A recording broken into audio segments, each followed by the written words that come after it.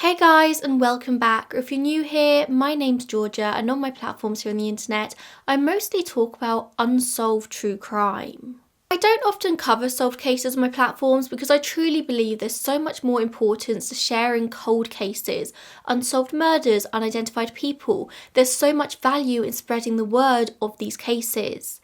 However, I do occasionally like to do a solved case to remind us all that there is light at the end of the tunnel, to show how even the tiniest thing can be the missing puzzle piece that provides all the answers. In today's case, the case of Lesley Herring, that tiny one thing was a Starbucks receipt. Without it, her killer would likely still be walking the streets. When she disappeared in early February 2009, Lesley was a 44-year-old woman living in Hollywood Hills, California with her husband, Lyle Herring. She'd been born in Guyana in March 1964 and she'd moved to the USA with her family at just 4 years old. They were chasing the American dream and they settled in Maryland. Clearly this brought forward something in Lesley about wanting to see the world, and over the course of her education she would spend time at schools in Barbados, Montreal and Paris. When she was younger she loved new experiences, but as she got older she very much settled into her routine. According to her sister Asha, she had great angles, she looked at the world very distinctly, and she was opinionated. Lesley saw the world through her own lens, and she was so incredibly loved by everyone who knew her. At the time of her disappearance, Lesley was working at a company called Simplex Grinnell, a fire alarm and security company in LA, and she'd been there for 11 years. She was a very hard worker and a very reliable employee. She never missed a single day of work in all that time. Colleagues actually loved her so much that when they left the company, they would give Lesley their hard hat and she displayed them all proudly on a shelf above her desk like her children. I think a big part of what people loved so much about Lesley was that she was reliable, not just at work, but in her day-to-day life as well. She was always the mother hen, she was always the one making sure that everyone else was happy. Her sister Asha told a story of how they would always barbecue on the weekends, and because Lesley was so organised, she'd be the one bringing all the things that she knew people would forget. That was just the kind of person that she was. She was also a fantastic storyteller, always telling these amazing stories that her sister always bugged her to write down, and they had dreams of one day having their own version of The Office, the TV show. So clearly Lesley was close with her sister, but she was also close with her brother Lyndon, who she spoke to all the time. And she also called her mum Vivian twice a day during the week, and they would chat and pray together every day for 10 years until the day she disappeared. Vivian still lived in Maryland, Lesley was obviously in California, but she really made the effort to talk to her mum all the time. Lesley was really not the kind of person who would just go off grid for a few days and not let anyone know. Her family knew where she was all the time and she wanted them to know. Even at 44 years old, there was a comfort in her family knowing where she was. She'd married her husband, Lyle Herring, in 1998, having met him less than a year beforehand in a 99-cent store, which is a wild meet cute, but Lesley loved it. Lyle was a college recruiter at Cal State Northridge, and to anyone on the outside, it appeared they had a really good life together. They lived in a condo in the Hollywood Hills, it looked like they made good money, the house was always very clean and tidy. They seemed really happy. They even had a 60-foot sailboat that they loved to take out together. They just appeared to be wildly in love, even 10 years into their marriage. I mean, they were even known to go out in matching outfits, very much the idea of the perfect couple. But behind closed doors, things weren't all that perfect. Vivian, Lesley's mum, would say that she was very close to the couple and Lesley would tell her when they argued, which wasn't all too often, but as a lot of people in relationships do, Lesley very much did have her complaints. I mean, I think that's normal in long-term relationships. You're always going to have your gripes, but as long as you communicate and you talk about it, that's generally okay. Vivian would later say that she wasn't aware of any domestic violence or anything awful happening behind the scenes, but Lesley did sometimes complain that Lyle was uncommunicative and just very irresponsible with money. And as time went on, her complaints started to get worse, eventually confiding in her mum that she wasn't sure she loved Lyle anymore. She just couldn't see herself spending the rest of her life with him. Vivian responded by telling her daughter that it was very dangerous to just tell a man you're going to leave him, instead advising Lesley to just up and leave if that's what she wanted to do, to deal with the fallout at a later date. Although Vivian did say that she never knew of any actual violence between the couple, I do wonder if there was this underlying fear or threat of violence with Lyle, because this does seem like very extreme advice to give, but maybe that's just what Vivian's own life experience had taught her. But despite this being her advice, Vivian said she always believed that the couple loved each other. Maybe they were just going through a rough time. From 2006 or 2007, every single month, Lesley would donate $50 to a church in Maryland where her mum still lived. Lesley was a deeply religious woman, and with every donation, she enclosed prayer requests. The last donation they received was dated January 1st, 2009, accompanied by a request that they pray for her because her and her husband were having problems. And then, on the morning of Monday 9th of February 2009, Lesley failed to turn up to work for the first time ever. And then she didn't turn up the next day either. Her employers couldn't get hold of her, and they knew this was crazily out of character for Lesley, so they contacted Asha.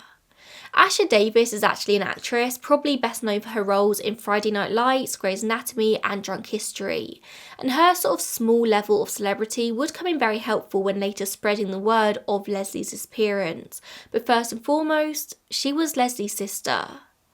Asha would later say that it made her very nervous and uncomfortable when she heard that Lesley hadn't turned up to work, because that just wasn't like her.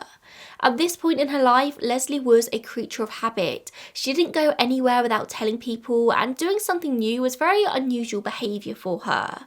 Immediately, Asha knew that something must have happened, that her sister was in danger.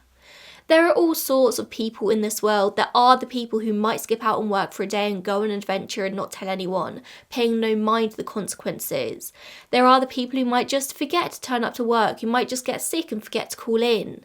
That was not Lesley. She would have let someone know. So that evening, on Tuesday the 10th of February, Asha and her husband Jesse go to Lesley's condo to check in on her, but no one answers the door.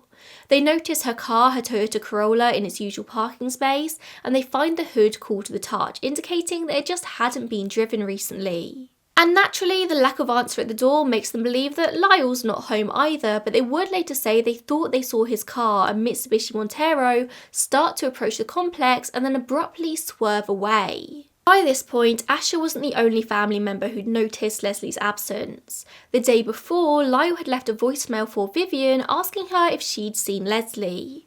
Once she received this message, she tried to call him back as well as calling Lesley multiple times as well, but neither of them pick up.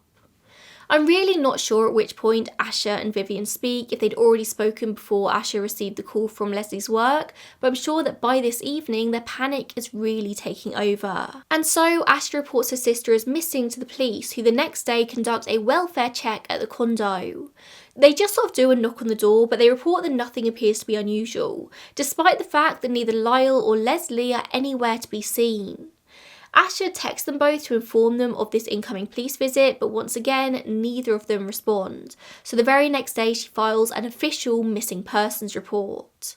Over the next few days, the family really jump into action. They start putting up flyers, and they also start a blog in the hope that this will help spread the word to find Lesley, and at this point also Lyle, who's also seemingly disappeared. The police don't actually conduct a proper search of the condo until February 13th, which is the Friday, and this is where an investigation truly starts. It is kind of a difficult one, I suppose, when adults disappear, because a married couple do have the right to just pop off on holiday for a few days without telling anyone if they don't want to. But this is kind of where the nuances of personality come into it. As I've said previously, for some that's normal behaviour, for others it was not. But with Lesley not being heard from for 5 whole days now, it was very clear that this was something that required further investigation. Investigators don't really find anything wildly unusual in the condo when they go in, but there are a few things that made them pay attention in Lesley's usually spotless home. The first thing they spotted was spilled wax on the kitchen counter, as if a candle had fallen up and nobody had bothered to clean it. Everyone agreed that if Lesley was able to, she would have cleaned this up immediately. In the bathroom, investigators spotted a number of towels hung up that were kind of crinkly, like they'd been used to mop up a load of water and had just been hung up haphazardly to dry. Again, it's not anything crazy, but it's not what you'd expect to see in Lesley's house. She was so clean. In a bedroom closet, they find Lesley's purse, which contained a number of pieces of jewellery, which were mostly Guyanese, that she tended to wear on a daily basis. She never took this jewellery off apart from to sleep. And this was a massive sign to everyone that something bad had happened, because no one ever saw her without this jewellery. I mean, this is something I can relate to. I've always got on my rings, my necklace, my anklet, my earrings. I don't even take them off to sleep. If you find my rings on my bedside table and me nowhere to be found, that is your sign that something bad has happened to me. Like, I literally haven't taken off this ring since I was 21 years old. However, I'm finding my fiance's rings in new fun locations around the house every other day because that's just who she is as a person, but it's not who I am. Some things that might seem so insignificant for some are hugely concerning for others. Again, this is where the nuance of personality comes into things. But the jewellery wasn't the only strange thing inside that purse, because they also find a receipt from Starbucks dated February 9th, 2009 at 9:17 p.m. Now, by this point in the investigation, they'd already been able to confirm that the last time anyone had spoken to Lesley was Saturday the 7th of February. She'd spoken to her brother Lyndon on the phone that morning around 8 a.m, and he claimed she was her usual self. A repairman at the condo, Ramos Flores, also said that he spoke to Lesley around noon that day when he came in to fix a leak, and he noted that she did seem a bit strange and sad, feeling a tension between her and Lyle. After that point, she wasn't seen or spoken to ever again. So a Starbucks receipt being found in her purse for 2 days after she'd not turned up for work earlier that day definitely caught investigators' attention, and they made a note to investigate this further. But again, this probably wasn't the most interesting thing they found, because on her nightstand they also found a handwritten letter. This letter screamed alarm bells. Lesley had written, "No one should have to live this way, live day to day not knowing if they will have a roof or the other necessities of life. I deserve better. I deserve more. What's the point of talking to you? So you can lie, lie, lie? I have survived many horrible situations that you have put me through, but each time the experience left me more damaged. I don't think I can recover from that last experience. I can't take any more. I am broken." We know that Lesley had previously mentioned money worries to her mum, how Lyle was very irresponsible with money, but this letter made it clear that it went deeper than anyone realised. Lesley was deeply, deeply unhappy, and she was worried they were going to lose their house, that they weren't going to be able to look after themselves anymore. According to later court documents, Lyle constantly started and then closed businesses, which frightened very financially responsible Lesley. She couldn't live with that level of uncertainty. So after searching the house, investigators move on to Lesley's car, and in the boot they find her wallet containing a number of very important items: her driver's license, her mobile phone, her medical and insurance cards, and her house and car keys. The types of things that someone just heading off for a few days would probably take with them. Finally, on February 19th, they brought in a cadaver dog called Indiana Bones to see if she alerted to anything at the scene. She didn't alert to anything in the condo, around where the cars were parked, in the entrance to the condo, or in the elevator closest to the condo, but she did alert to the base of the trash chute in the complex, although not at the access point nearest to the condo. The next day, Indiana Bones and the team went to the tow yard where Lesley's car, the Mitsubishi Montero, and Lyle's Toyota were now being kept.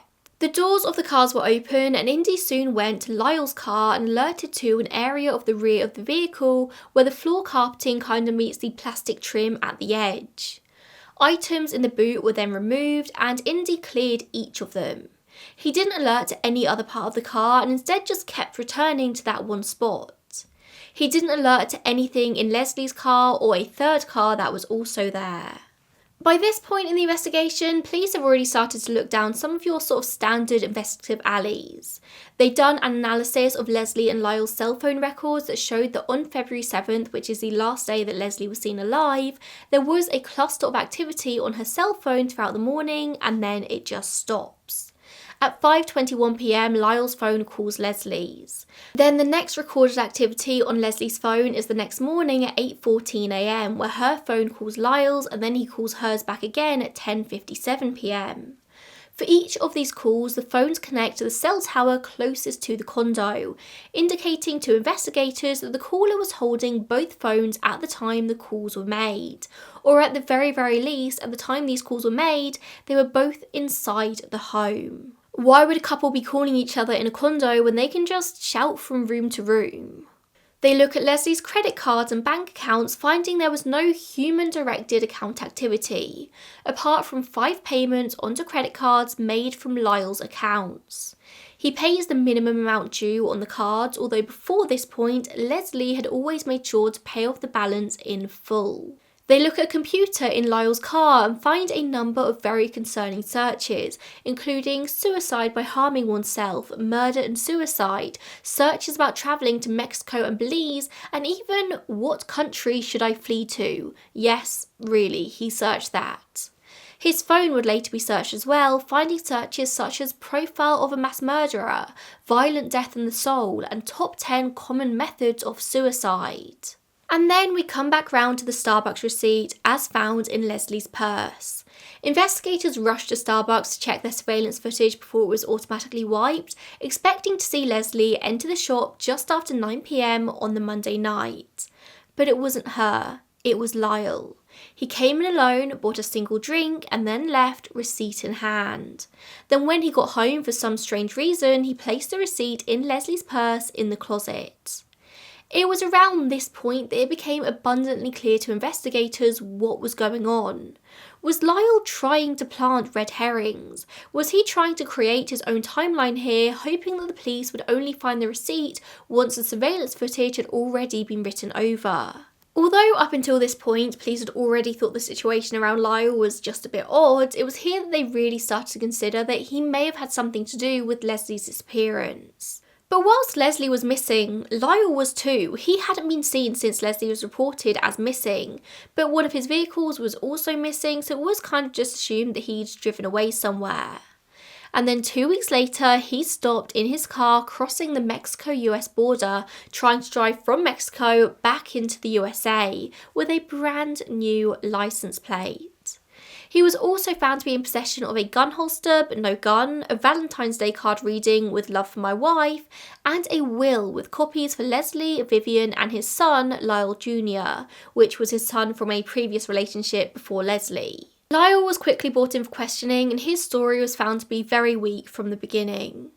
I mean, he was known for these very long dreadlocks that he had. He'd had them for many, many years. And one of the very first things that caught investigators' eyes is the fact that now he'd cut them off. He had a buzz cut very close to the head.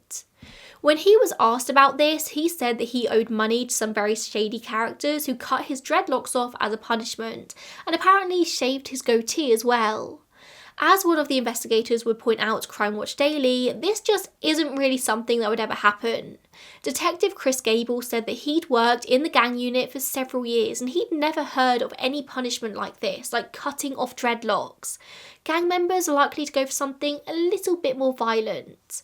But whilst this was undeniably weird, it wasn't illegal. They had no solid evidence on which to arrest Lyle. He said that the last time he saw his wife was the Sunday morning when they'd had an argument and Lesley just got up and left. He stated that she takes off like this all the time, that this was very normal behaviour for her. However, that contradicts everything else said by anyone else who knew her. Lesley was not a spontaneous woman. He also said that he'd travelled to Mexico to go and search for Lesley and they had plans to go there for a trip over Valentine's Day. Apparently when she just disappeared, he wondered if she'd gone on holiday without him, so he followed her there. Vivian would later say that Lesley never mentioned anything to her about any trip they had planned, something which he would usually discuss in lots of detail. Obviously, even this early on, investigators did think that Lyle had something to do with Lesley's disappearance, but they just didn't have a body. All the evidence was just circumstantial and a bit strange. They had to let him go. But when Detective Gables later retraced Lyle's movements in Mexico, it was noted that he never asked after his wife, nor did he report her as missing in either Mexico or LA. Knowing that something was up with this guy, they decided to put a tracker on his vehicle, just in case he happened to do anything strange in the coming days, hoping that he might lead them to where Lesley's body may be. And sure enough, just 3 days later, Lyle leads them to a remote area of Griffith Park in the Los Feliz neighbourhood of LA. Indiana Bones is brought back in and gets a positive hit on a dirt mound near a number of dumpsters. Sadly, bodies are quite often found in Griffith Park, so it wasn't out of the question that this mound could indeed be Lesley's burial site. However, after bringing in experts to dig and search the area, they found nothing. This was another dead end. Since this point, the question has always sort of hung in the air as to whether Lesley's body maybe ended up in one of the dumpsters there instead of in the ground. And if that's the case, she would have ended up in one of the very large LA tips with very little chance of ever being found. The same day Lyle returned from Mexico, so February 25th, the team returned to the tow yard again with Indiana Bones to search Lyle's second car, his Cadillac. Now, the situation around this second car is a bit complicated, but it seems like since the disappearance, the car had actually been in the care of Lyle's son, Lyle Jr. Indiana Bones alerted to the driver's side floor mat, the floor in the backseat area where some speaker wires were, and the trunk. When the mats were removed, she also alerted to the driver's side, the rear passenger, and the trunk mats. She also alerted to a hole from which speaker wires protruded. That is a lot for a dog to alert to in a single car. It was very clear that Lesley or somebody had been in this car. By this time, investigators knew they had to find Lesley, either dead or alive, otherwise there wasn't going to be much to go on in this case. But they knew the likelihood was that they wouldn't be finding her alive. They also knew that Lyle, at the very least, knew more than he was letting on. So in March, the family and police held a press conference calling for information about Lesley's whereabouts. And this is the first time that Lesley's family see Lyle in person since everything happened. The police asked Lyle to speak to the press, knowing that he couldn't reasonably refuse their request. They hoped that by putting his face out to the public, potential witnesses might come forward. At this time, publicly, investigators are saying that Lyle was not being considered a suspect, and instead they're looking into claims that threats have been made against Lesley's life from people who Lyle owed money to. But privately, they're watching his every move, trying to piece together his movements in the days after Lesley's disappearance, in the days before he went to Mexico. One of the first people they speak to is Lyle's cousin, Malcolm Thomas, who had a lot of very interesting things to say. On the Monday, when Lesley failed to turn up to work, Lyle called Malcolm and shared that he was tired of his job as a recruiter at the university, that he'd been passed over for a promotion and he was going to check out. Scared that Lyle intended to harm himself, Malcolm went to meet with him, where it was repeated multiple times that he was sick of everything and he was done. Whenever Malcolm asked about Lesley, Lyle responded, "Don't ask me any questions about Lesley." The next day, Lyle and Malcolm meet up once again at around 5:30 p.m, along with Lyle's son, Lyle Jr. Lyle appeared to be very tense and worried at this meeting, saying that he wanted to give away some of his things, some to Malcolm and his car, the Cadillac, to his son. Malcolm mentions that this doesn't make any sense because if anything happens to Lyle, the items would automatically go to his wife. But once again, Lyle is unwilling to talk about her. At 7:30 p.m, the three men return to the Condo complex, at which point Lyle Jr. is given the Cadillac. But before handing the car over, he takes a number of items out of the back, including a duffel bag, a backpack, and a clear plastic bag containing denim jeans, a woman's maroon top, and women's tennis shoes. Malcolm would later testify in court that upon seeing these items he had a very bad feeling and asked if he could go up to the condo to use the bathroom, intending to check up on Lesley. But Lyle denies his request, saying, "Let me think about that for a moment. I don't think that would be a good idea." Malcolm and Lyle leave the complex together, with Lyle pulling a jacket over his head as they were travelling, saying that there were people who he doesn't want to see him. Apparently he just keeps repeating that he's going to do something that he can't come back from, saying he's going to burn in hell for it, but Vivian will be taken care of and he's going to change his beneficiaries to Lyle Jr. and Malcolm. Malcolm said all of this was very strange behaviour, but he was concerned for Lyle's life if he didn't go along with what he was saying, noting that he was wearing a gun holster around his ankle. Malcolm said, "It looked like there was something in it. I was scared. I didn't want to say the wrong thing. I don't know what would have happened." Shortly before Lyle Jr. and Malcolm were all at the condo, Asha would have been there knocking at the door trying to get a hold of her sister. If you recall, she said that she thought she saw Lyle's car driving towards the complex before it suddenly swerved away. And Malcolm would back this up, saying that he and Lyle had been driving in separate cars to the condo, but Lyle had abruptly and unexpectedly turned left instead of right as they approached. He thought this was weird, but he kind of again just went along with it. After they left the complex, all three men headed to Lyle's office at Cal State in Northridge and they cleaned it out. Lyle told them that he'd received a bad performance review and a disciplinary memorandum.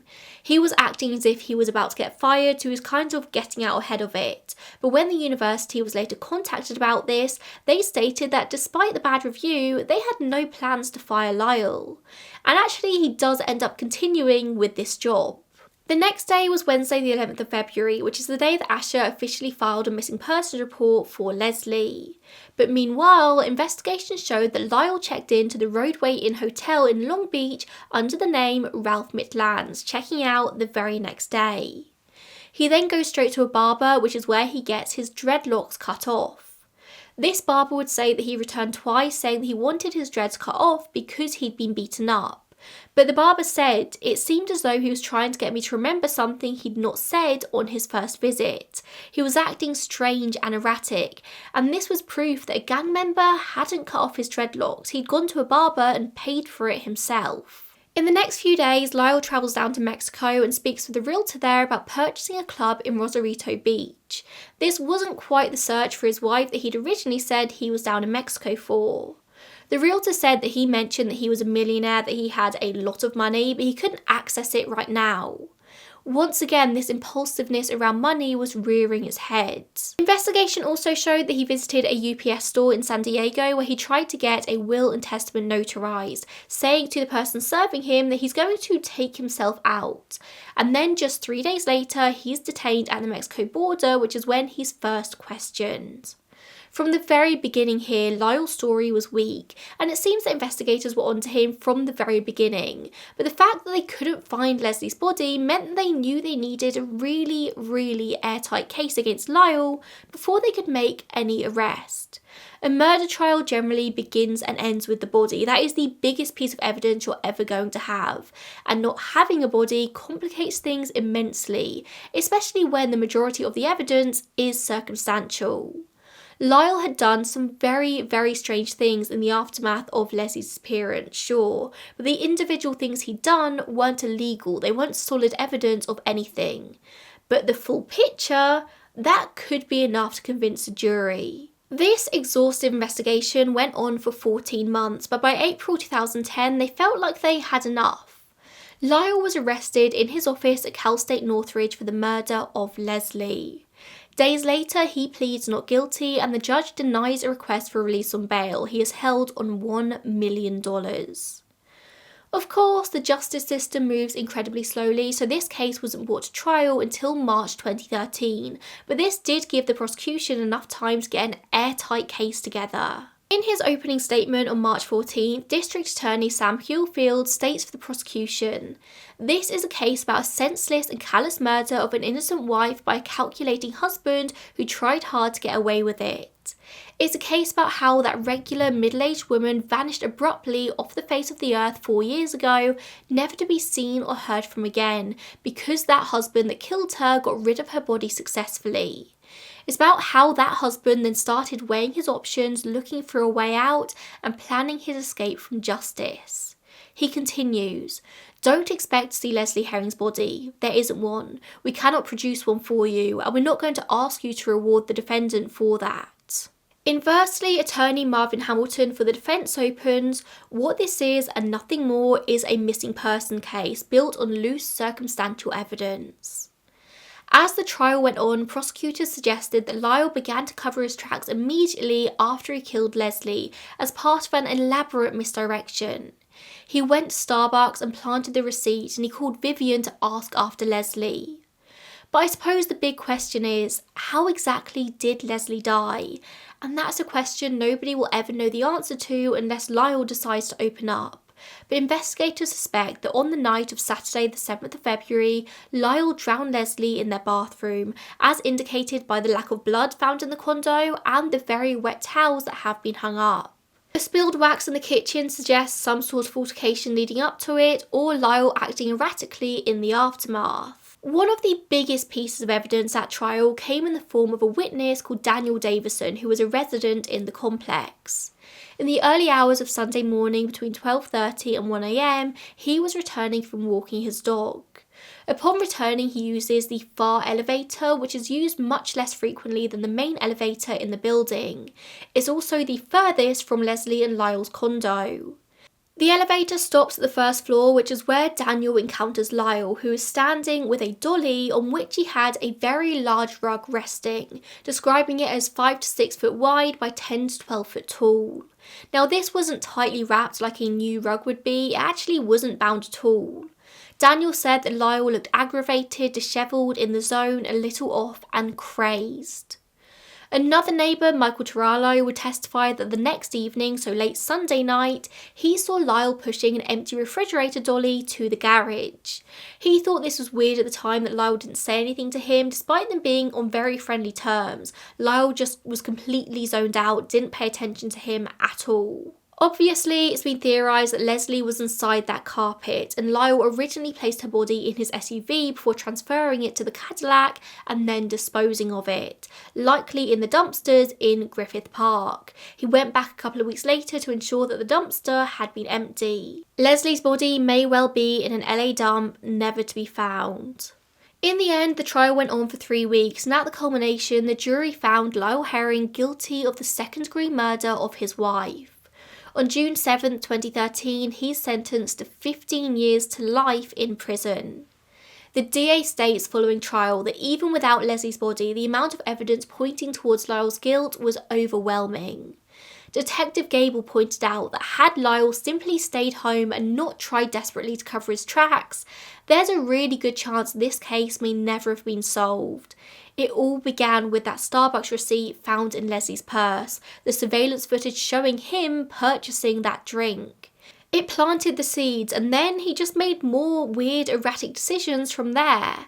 He travelled to Mexico, he cut off his dreads, he handed off his belongings, all in an attempt to cover his tracks. It just made it really clear that he was trying to hide something. Had Lyle just sat at home and watched TV and waited for things to play out, he may never have been caught. I mean, I'm sure there would have been suspicions, of course, but without Lesley's body, it really was his actions that shone the spotlight on him. It's his actions that made him guilty. That was the entire basis of the court case. But despite the guilty verdict, Lyle has never revealed the location of Lesley's body to anyone. He never showed a single ounce of remorse during his sentencing, at which members of Lesley's family read out victim statements. Asher said, "My greatest hope is that my sister's life will not have been wasted, and I know she will live on forever through her family and the lessons she has taught us, and she will forever live through us. Her life, her road ended in a dark place, and we're hoping that somehow we will be able to find where she is, and that those who know where she is will help us find her, find it in their hearts to give us that closure in our lives, for the sake of my mother who has gone through so much." Vivian begged for Lyle to share where Lesley's body is, but he remained silent. Judge Ronald Cohn said, "It is unfortunate that the family in this case cannot find closure. I'm sorry, and there's nothing I can do about that." And so Lyle goes off to prison. He did appeal his conviction on the basis of biased jurors and the credibility of the cadaver dogs, but the appeal was denied and the judgment was upheld. Lyle Herring remains in prison for the murder of his wife to this very day. Lesley deserved so much better than what happened to her. It terrifies me that you can be married to somebody for over a decade and then they can turn around and do this to you. The happiest day of your life, committing yourself to somebody, can end in them doing something so callous, so cruel. I'm not personally a religious person, but I know that Lesley would, so I really hope that she's found her peace wherever she is. And I hope that her family have been able to find an ounce of peace as well in the years that have passed. It's been 10 years since Lyle was convicted, and still there's no sign of Lesley's body. This case is closed. Lyle has been convicted of Lesley's murder. Her murder is solved, but her body has not been found. If you happen to know anything about this case, please do not hesitate to contact the authorities, because the Herrings, they just want that last little bit of closure. They want to be able to bury Lesley properly. Thank you so much for tuning in today. Thank you for choosing to spend this time with me and with Lesley and with her story. This really does go to show how the tiniest thing in a case can blow it wide open, how the tiniest thing can provide that last puzzle piece. I say it all the time in my unsolved cases, but it truly can be just as simple as that. And I will see you in the next one. Bye guys.